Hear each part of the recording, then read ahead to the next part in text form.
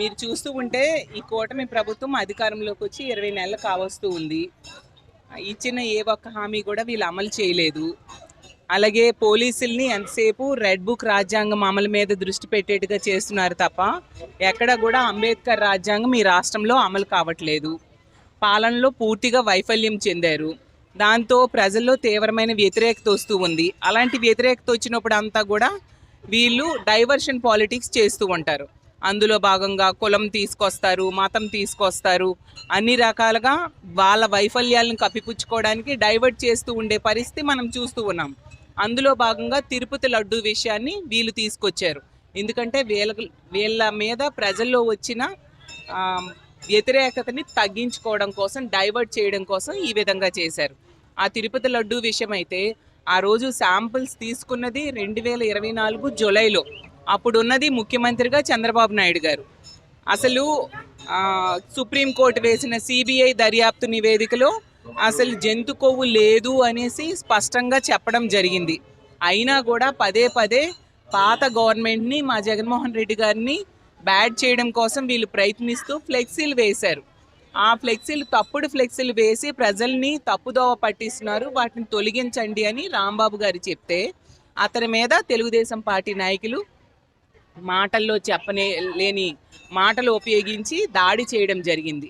అతను ఫ్రస్ట్రేషన్లో కొన్ని తప్పుడు మాటలు మాట్లాడి వెంటనే రియలైజ్ అయ్యి పోందాగా ఆ మాటలు నేను వెనక్కి తీసుకుంటున్నాను అని రాంబాబు గారు చెప్పారు.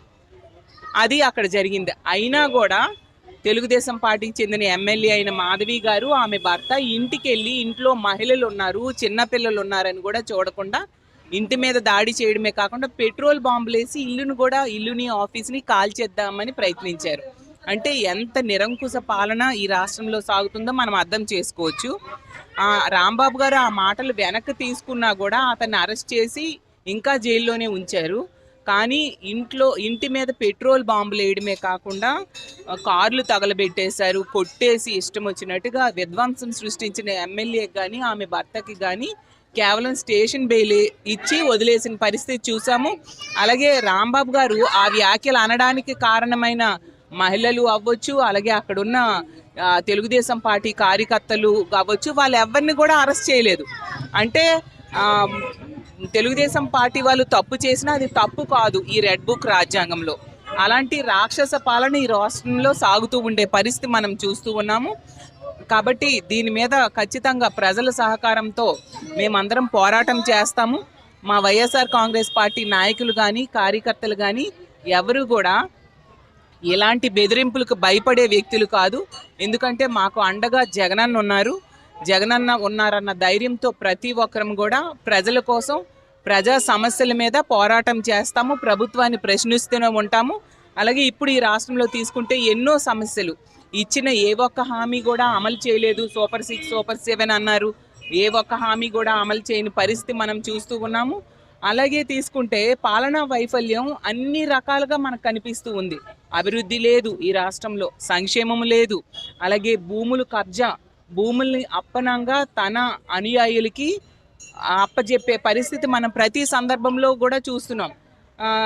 99 పైసలకి, రూపాయికి, 2 రూపాయలకి భూములు ఇచ్చేయడమే కాకుండా ఇప్పుడు కొత్తగా తన కుటుంబ సభ్యులకే గీతం యూనివర్సిటీకి చెందిన భరత్ గారికి 5,000 కోట్ల విలువైన భూముల్ని రెగ్యులరైజ్ చేయడానికి తీర్మానం పెట్టి ఆమోదం కోసం చూసే పరిస్థితి మనం చూస్తూ ఉన్నాము.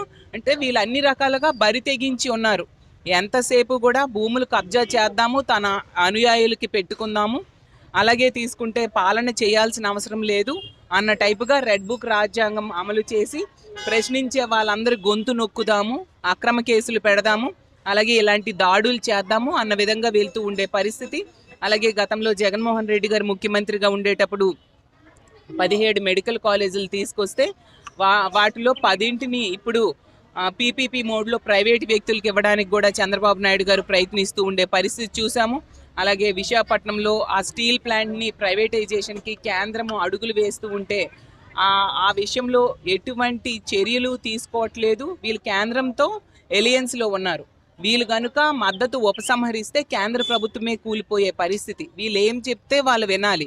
కానీ వీళ్ళు ఆ అవకాశాన్ని ఉపయోగించుకోకుండా స్టీల్ ప్లాంట్ ప్రైవేటైజేషన్ వైపు కేంద్రం అడుగులు వేస్తున్నా నిమ్మకు నీరెత్తినట్టుగా ఈరోజు ఉండే పరిస్థితి మనం చూస్తూ ఉన్నాము.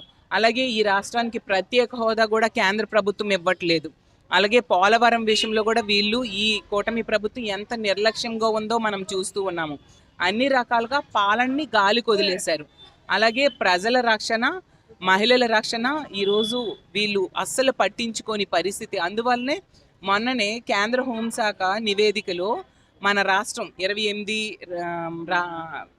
28 రాష్ట్రాలు, అలాగే 8 కేంద్ర పాలిత ప్రాంతాలు అన్నింటినీ కలుపుకుంటే 36 ఉంటే అందులో 36వ స్థానంలో పోలీసుల పనితీరు ఉందన్నమాట. అంటే ఎంత దారుణంగా వాళ్ళకి పని చేసుకోనివ్వకుండా చట్టాలు అమలు ఈ రాష్ట్రంలో సరిగ్గా చేయకపోవడం వల్ల అలాంటి దుస్థితి వచ్చింది. అంత అట్టడుగు స్థాయికి 36వ స్థానానికి మన రాష్ట్రం దిగజారిపోయింది. అలాగే ఎమర్జెన్సీ కాల్ సెంటర్కి కాల్ చేస్తే రెస్పాండ్ అయ్యేది 26 నిమిషాలు తీసుకుంటుందంట. అమిత్ షా గారు చంద్రబాబు నాయుడు గారికి లేఖ రాశారు, ఇలా అయితే ఎలా ప్రజల రక్షణ, ఇలా గాలికి వదిలేస్తే ఎలా అనేసి. అలాంటి దారుణమైన పరిస్థితులు ఉన్నాయి. ఎందుకు చంద్రబాబు నాయుడు గారు సొంత సర్వేలో కూడా ప్రజలు పోలీస్ వ్యవస్థని డీ ఫంక్షనింగ్ అని చెప్పడం జరిగింది. అంటే పని చేయట్లేదు మీ పోలీసులు అనేసి. అంటే అంత పాలనా వైఫల్యము, ప్రజల రక్షణ వదిలేయడం, గాలికి వదిలేసిన పరిస్థితి మనం చూస్తూ ఉన్నాము. వీటన్నిటి మీద కూడా ప్రజల్లో తీవ్రమైన వ్యతిరేకత ఉంది. అసలు కూటమికి ఓట్లేసిన మహిళలు కానీ, రైతులు కానీ, నిరుద్యోగులు కానీ, ఉద్యోగులు కానీ ఈరోజు చాలా బాధపడుతూ ఉన్నారు.